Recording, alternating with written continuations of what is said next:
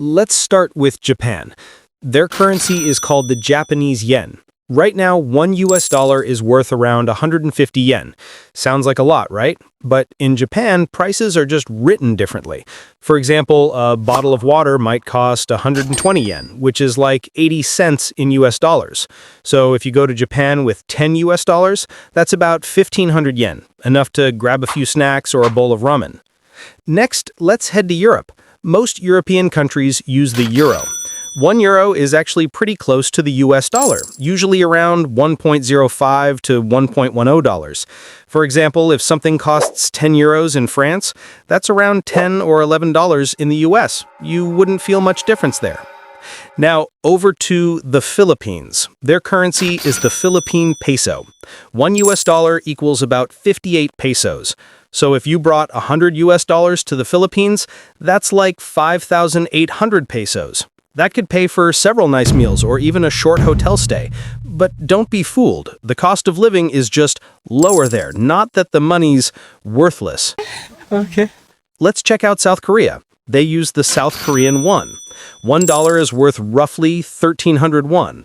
So if you bought a coffee that costs 4,000 won, that's only about $3 in the US. Again, it sounds like a big number, but it's just how their currency works. And finally, the UK. They use the British pound. Now, the pound is stronger than the US dollar. £1 is around $1.25. So if you're in London and see something for £10, that's actually about $12.50 in American money. Basically, your dollars stretch a little less there. Now, let's look at a few more. India.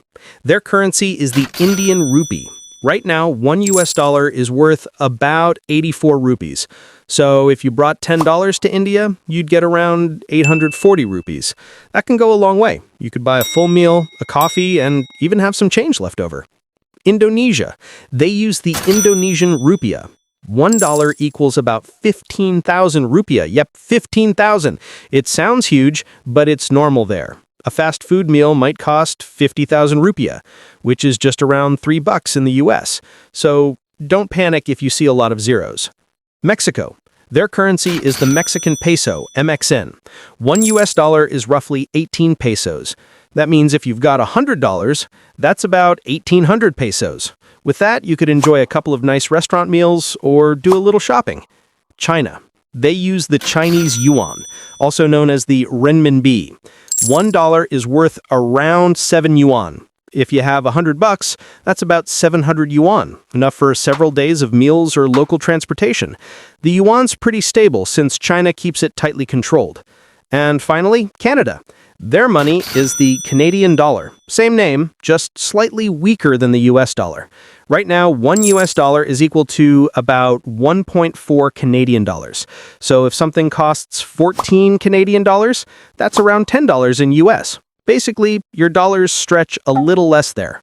So yeah, it's wild how the same $1 can mean totally different things depending on where you are. Sometimes it gets you a snack, sometimes a full meal. It all depends on the country's economy and cost of living.